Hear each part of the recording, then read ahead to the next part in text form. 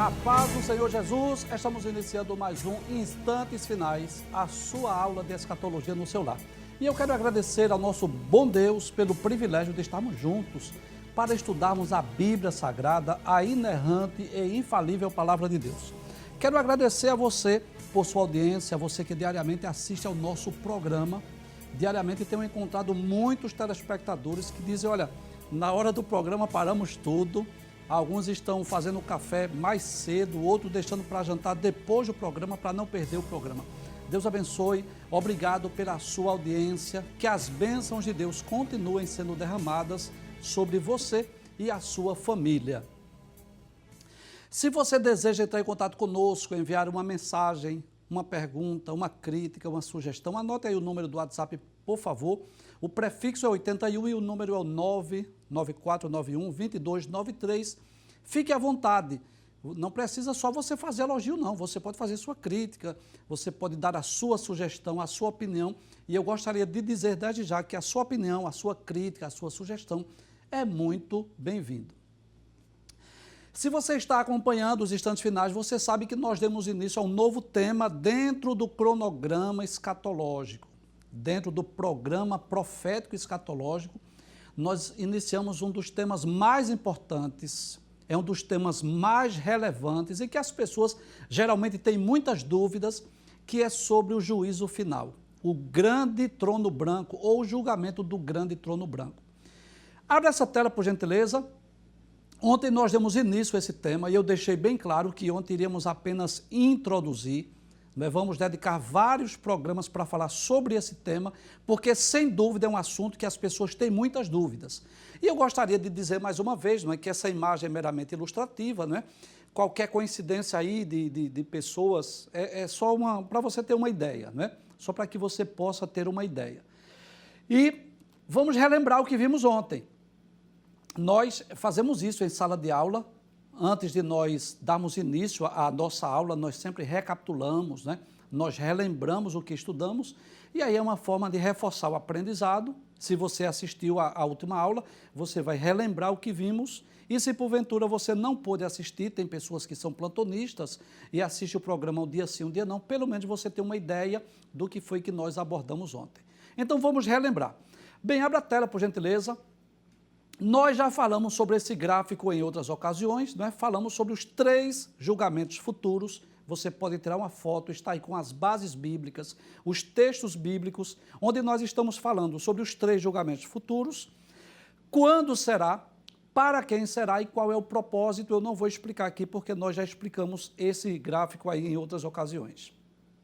Vimos ontem sobre o julgamento, pode passar a tela, por gentileza. Vimos aí que o juízo final, que é conhecido como o julgamento do grande trono branco, será o último dos julgamentos escatológicos e serão julgados os anjos caídos, os ímpios de todas as eras e os mortos que morreram durante o milênio. Não colocamos as referências aí porque vamos explicar isso com mais detalhe nos próximos programas. Pode passar a tela. O texto bíblico base, lá do livro do Apocalipse, é Apocalipse capítulo 20, versículos 11 a 15. Nós apenas iniciamos ontem, né? Então, João disse, eu vi um grande trono branco, e nós já explicamos, ele é grande por quê? Por causa da grandeza, da imensidão daquele que está sentado, que é o próprio Cristo. Jesus será o juiz dos 3 grandes julgamentos, e o que estava assentado sobre ele, de cuja presença fugiu a terra e o céu, e não se achou lugar para eles. É como se os homens, diante desse trono, é como se desaparecesse tudo na frente deles. E a única coisa que os homens pudessem ver, o que as pessoas pudessem ver, seja apenas o trono de Deus. Ele é grande por causa da imensidão de quem está sentado, que é Jesus, o justo juiz, e ele é branco porque fala de pureza, fala de justiça, fala de santidade.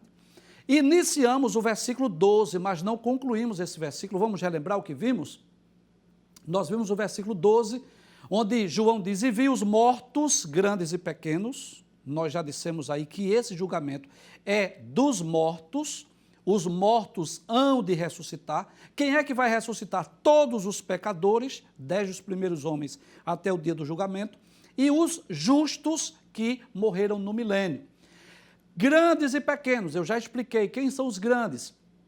Reis, imperadores, juízes, presidentes, governadores, senadores, enfim, pessoas que na terra, em vida, tiveram uma posição privilegiada na sociedade. Mas João disse, eu vi os pequenos também. Quem são os pequenos? Homens simples, comuns. Então aí não fala de estatura, mas fala da importância, da função que a pessoa exerceu enquanto estava em vida. E tanto os grandes quanto os pequenos estavam diante do trono e abriram-se os livros. Então nós vamos perceber que nesse julgamento não está apenas o livro da vida. Observe que está no plural. Abriram-se os livros. E eu disse aqui no último programa que a Bíblia não diz quais são esses livros. O livro tal, não está. Mas como teólogo, né, estuda, pesquisa. Então o pastor Antônio Gilberto, no seu livro, vou dizer daqui a pouco o nome do livro, né? O Calendário da Profecia, obrigado, lembrei agora. O Calendário da Profecia, ele enumera 7 livros que serão abertos nessa ocasião, né? Eu gostaria de deixar bem claro, não está muito explícito que esses livros serão abertos nessa ocasião, para ninguém dizer que nós estamos forçando o texto, até porque eu estou dizendo a fonte, de onde nós extraímos essa informação. E o que é que nós vamos fazer? Hoje, antes de nós concluirmos esse texto bíblico de Apocalipse, que é capítulo 20, versículos 11 a 15, o que é que nós vamos fazer? Nós vamos dar uma pausa aí no versículo 12. E nós vamos hoje falar sobre esses livros que serão abertos. Posteriormente, nós retornamos para o versículo de número 12. Então, hoje, o tema da nossa aula é os livros que serão abertos no juízo final. Quais são esses livros, professor? Baseado em que o pastor Antônio Gilberto escreveu lá no seu livro, O Calendário da Profecia, sobre esses livros. Então, vamos ver que livros são esses. Bem, antes de qualquer coisa, eu gostaria de relembrar uma informação que eu já passei, você sabe disso. Deus não precisa de provas documentais. E Deus não precisa de testemunhas oculares. Geralmente nos processos, quer seja um processo civil, trabalhista, criminal, seja lá qual for, geralmente nos processos são anexadas provas documentais e o relato de testemunhas oculares, pessoas que presenciaram, que viram, que conviveram com aquela pessoa. E aí é incluso no processo onde os juízes, antes de dar a sentença, eles vão ler aquele processo, vai ouvir ou ler o testemunho das pessoas que presenciaram e vai ver os documentos anexos, né? Deixa eu só dar um exemplo aqui. Eu sei que você sabe disso, mas é só para lembrar. Por exemplo, se for um processo trabalhista, então vai colocar ali naquele processo os documentos do funcionário, os cartões de ponto, etc. e tal, para que possa o juiz julgar a causa, né? Deus não precisa disso. Deus é onisciente. Deus não precisa nem de provas documentais e nem de testemunhas oculares. Deus não precisa disso. Agora, por que é que o texto diz que serão abertos os livros? É para que os homens, nós possamos entender que nesse julgamento Deus trará memória, Deus trará lembrança de cada pessoa, os seus atos em vida, as oportunidades que ele teve e as oportunidades que ele aproveitou, que ele rejeitou, né? Então vamos falar, pelo menos eu vou iniciar. Não sei se eu vou falar sobre os 7 livros hoje, mas eu gostaria de iniciar sobre esses livros que serão abertos no julgamento. Vamos lá, qual é o primeiro livro que será aberto? Vamos lá, por favor? O livro da natureza. E você pode perguntar, professor, o que é que tem a ver a natureza com o julgamento final, o juízo final? Muito bem.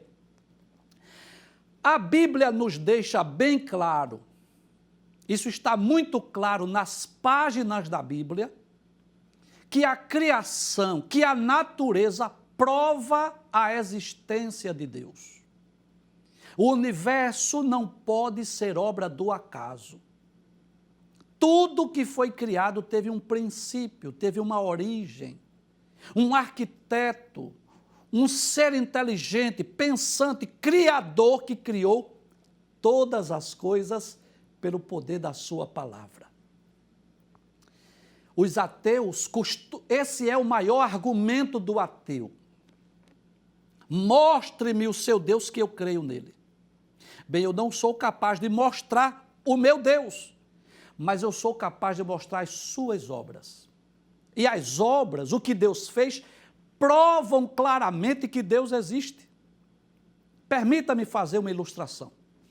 Você vai andando numa calçada, de repente você encontrou um relógio no chão. Pergunto eu, aquele relógio ali é obra do acaso? Surgiu do nada? De repente apareceu? Não. Alguém perdeu, alguém deixou cair. E alguém criou, inventou, fabricou o relógio. Alguém inteligente, um ser pensante, um dia pensou em cronometrar o tempo. Como poder cronometrar o tempo? Me ajuda aí numa palavra, num substantivo.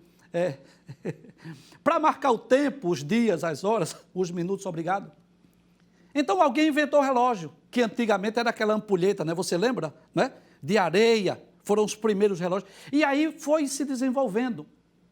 Então hoje nós encontramos um relógio moderno, sofisticado, com os ponteiros, parafusos, com motor, com várias engrenagens, né?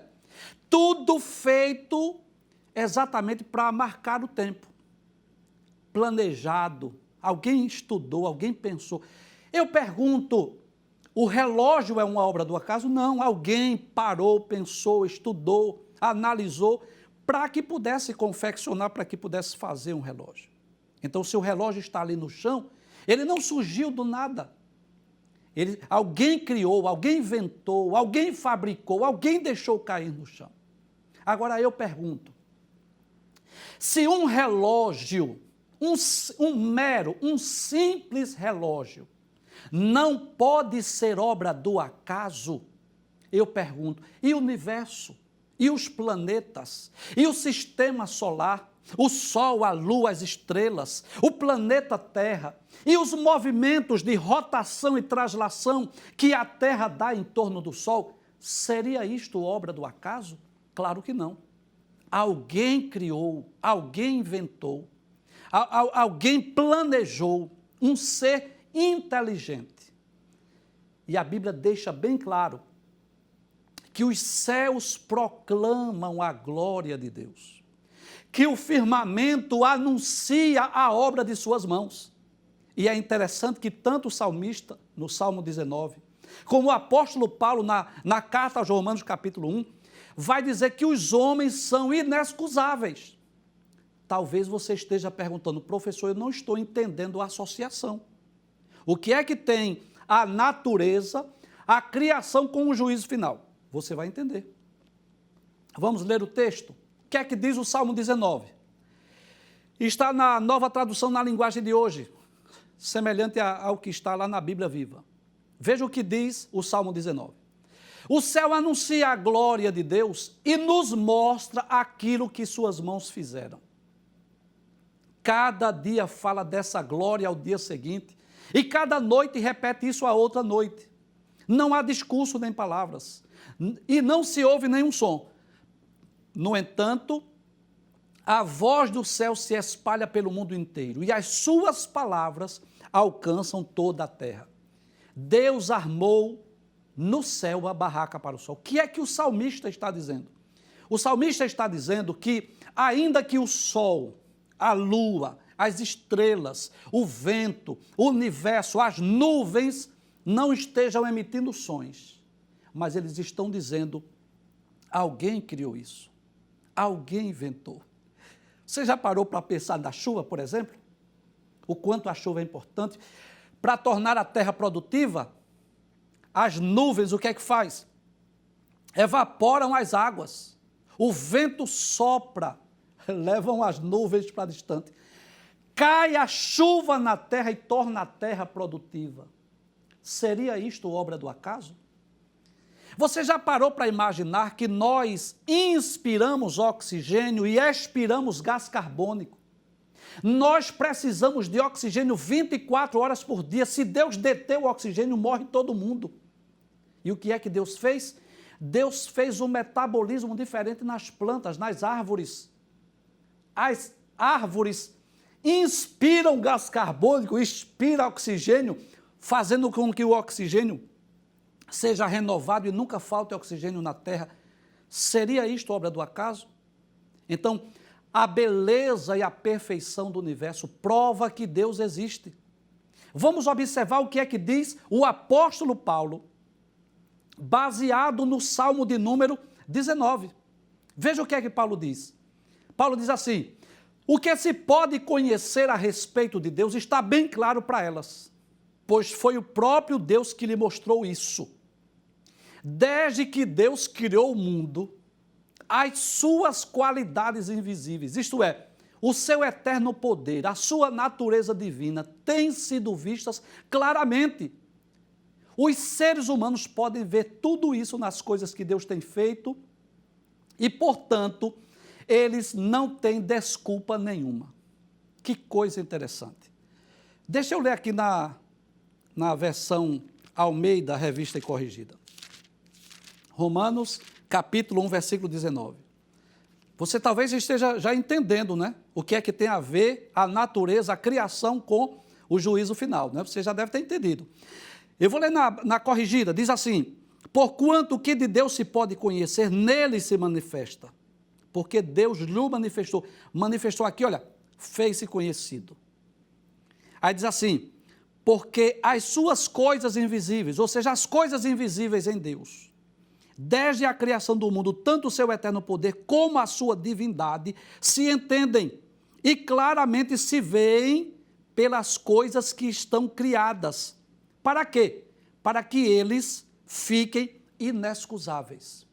Vamos voltar para o juízo final agora? Estamos falando de que livro? O livro da natureza. Seria mais ou menos isso. Digamos que alguém lá de uma tribo indígena, alguém num país remoto, num lugar remoto, que nunca chegou ao Evangelho. Ninguém nunca leu a Bíblia, ninguém nunca falou de Cristo. Aí ele está lá diante do juízo final. Aí Deus vai dizer para ele: olha, o sol todo dia dizia que eu existo. A chuva, as nuvens, as estrelas, a criação prova que Deus existe. Assim como um relógio não pode ser obra do acaso, a criação de Deus não pode ser obra do acaso. Deus pode ser visto, não o ser de Deus em si, mas as obras de Deus podem ser vistas através da criação. Einstein disse, né? Para mim basta meditar na maravilhosa estrutura do universo, a nós vagamente perceptível, e tentar compreender, nem que seja uma infinitésima parte da inteligência manifesta na natureza. Desculpe aí quando falhamos, né? Albert Einstein, o maior físico e cientista do século XX, disse isso. Ele disse, olha, Deus não joga dados com o universo, né? Não é mero acaso, é tudo planejado, né? Então ele falou sobre Deus, sobre a criação. Então observe, irmãos, que a criação prova que Deus existe. E Paulo diz que os homens são diante de Deus inexcusáveis. Então Deus vai julgar aos homens. De que forma Deus vai julgar? De acordo com as informações que ele teve. Por exemplo, se a pessoa nunca ouviu o Evangelho, professor, muita gente faz essa pergunta. A pessoa que morreu sem nunca ouvir o Evangelho, Deus não pode julgá-lo pelo Evangelho, porque ele não ouviu, mas ele será julgado de outras formas. Então, uma das formas é como ele pôde compreender Deus através da criação da natureza e como essa pessoa procurou servir, adorar, agradar, temer e obedecer a Deus. Mas esse não é o único livro, esse é apenas o primeiro. Vamos para o segundo livro que será aberto. É o livro da consciência. Observe que coisa tremenda. Deus colocou um juiz dentro de cada ser humano. Vou repetir essa frase. Deus colocou um juiz dentro de cada ser humano. É o que nós chamamos na teologia de lei da consciência. O homem é capaz de conhecer as a lei de Deus na sua própria consciência. Que coisa tremenda. Paulo é chamado de apóstolo dos gentios.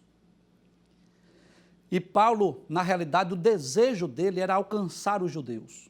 Se você ler o livro dos Atos dos Apóstolos, você vai perceber isso.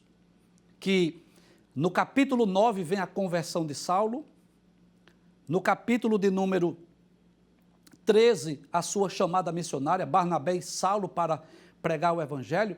E se você ler o capítulo 13 e 14 de Atos, você vai perceber que o desejo de Paulo era alcançar os judeus. Paulo usava uma estratégia interessante.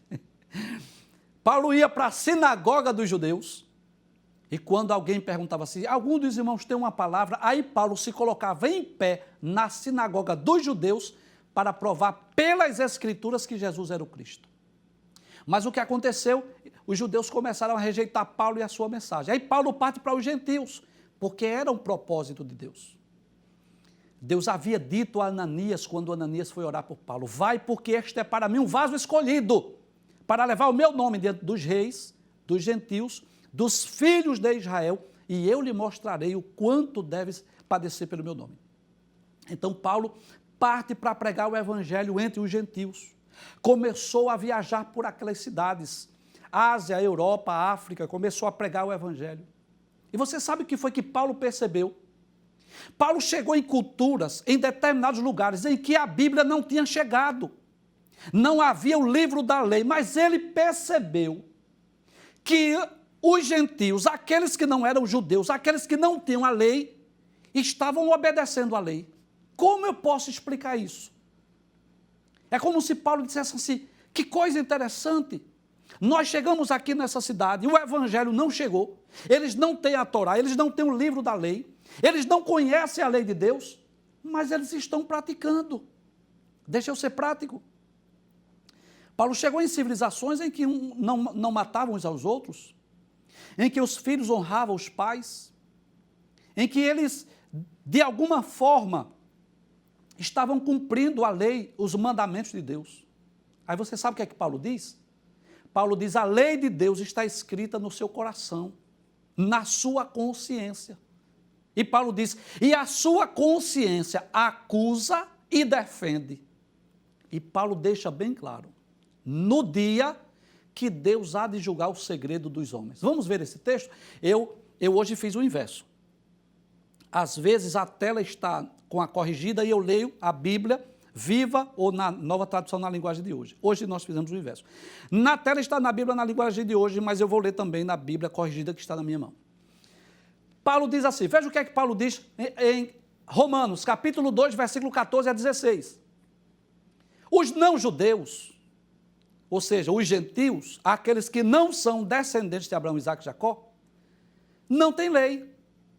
Mas quando eles fazem pela sua própria vontade o que a lei manda, ou seja, não adulterarás, não matarás, honra pai e mãe, enfim, quando eles guardam o mandamento, aí Paulo diz, eles são a sua própria lei, embora não tenha lei. Eles mostram, pela maneira de agir, que tem a lei escrita no seu coração. Glória a Deus! Veja que coisa interessante. O livro não chegou a Torá, ninguém falou da lei de Moisés, mas tem uma lei no coração. Seria mais ou menos isso.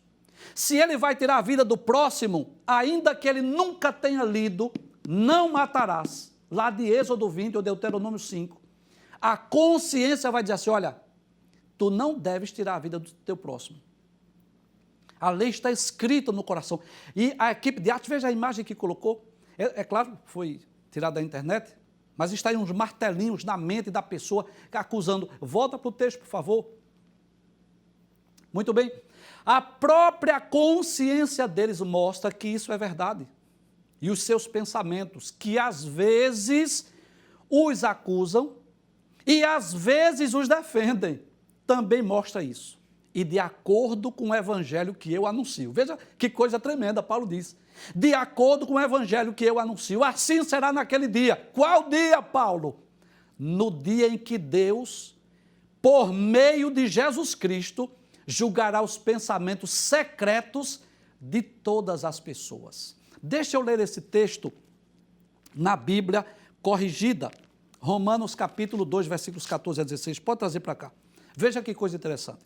Diz assim, porque quando os gentios, ou seja, aquele que não é judeu, que não tem lei, ou seja, que a lei não foi dada a eles, não chegou a eles, eles não tiveram acesso.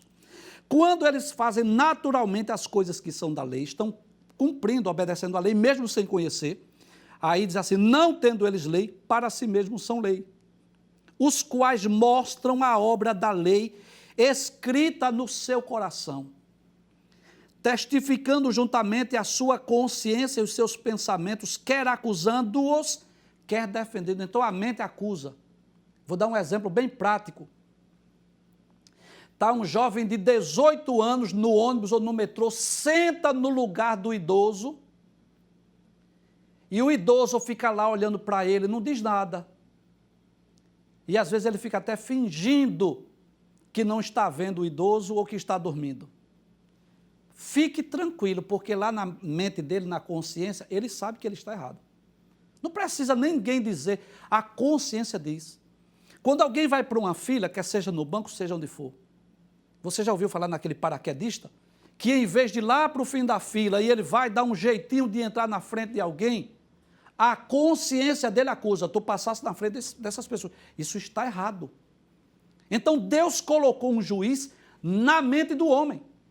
E muitas pessoas perguntam, professor, como é que Deus vai julgar as pessoas que nunca ouviram o Evangelho? Paulo diz isso aqui bem claro.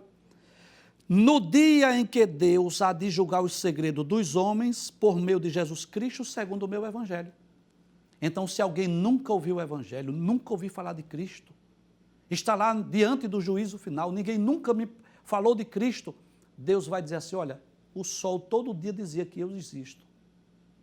E a consciência sua, quando você ia fazer alguma coisa errada, a consciência, isso está errado. Quando você ia fazer alguma coisa certa, a sua consciência dizia assim, isso está certo, você deve fazer porque isso está certo. Logo, são livros que serão abertos naquele dia. É claro que tem muitos outros, mas nós deixaremos para comentar em uma outra oportunidade.